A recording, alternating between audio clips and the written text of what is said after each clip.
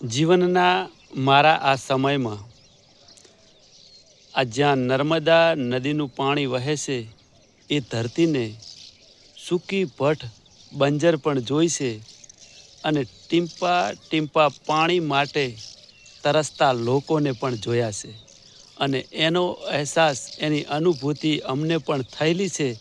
પણ આજે આ નર્મદા મૈયાનું પાણી અહીં આવતાં આ વઢિયારની ધરા ખેતરો લીલાછમ થતાં પણ જોયા છે. આ છે ભાજપ સરકારનો વિકાસ અને એ વિકાસનો અહેસાસ પણ થયો છે.